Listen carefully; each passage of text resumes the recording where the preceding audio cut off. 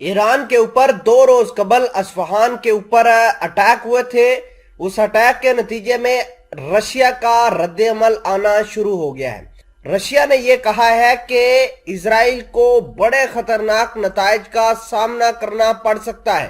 ان حملوں کے بعد ایران کی جو پاسداران انقلاب ہے وہ ایکٹیو ہو گئی ہے. سیریا کے اندر ہتھیاروں کی ترسیل تیز ہو گئی ہے، اور رشیا جو تلملایا ہوا ہے اس کی وجہ یہ ہے کہ اصفہان کے اوپر جو ڈرون اٹیک ہوا ہے وہ بیسیکلی اس فیسلٹی کو ٹارگٹ کیا گیا ہے جو ڈرون بناتی ہے.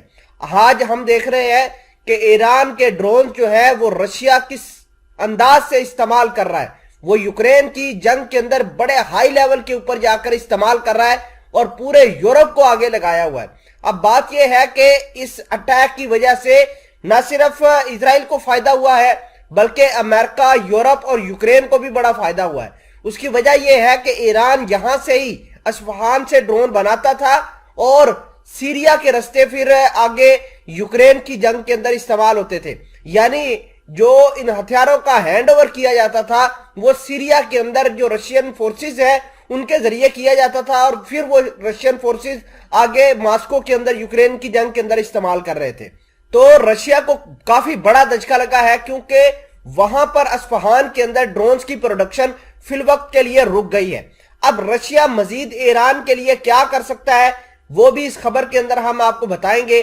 چھوٹی سی گزارش ہے کہ آپ ہمارا یوٹیوب چینل حسنات ٹی وی کو سبسکرائب کر کے پاس موجود گھنٹی کے نشان کو دبا لیں تاکہ لیٹسٹ نیوز آپ تک بر وقت پہنچتی رہے.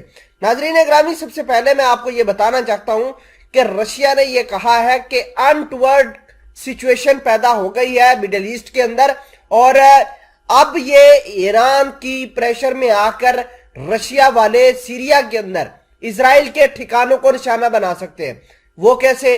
ابھی ڈائریکٹ ایسا نہیں ہوگا کہ رشیا والے خود جا کے اسرائیل کے ٹھکانے تباہ کر دیں، عراق کے اندر، شام کے اندر یا گولن ہائٹس کے اوپر جو ٹھکانے موجود ہیں، ایسا ممکن نہیں ہے. لیکن یہ کریں گے کیا؟ ملیشیاز کو پیسے دیں گے، ملیشیاز کو انفارمیشن دیں گے، جیسے کہ حزب اللہ ہو گیا، حماس ہو گیا، ان کا استعمال کر سکتا ہے.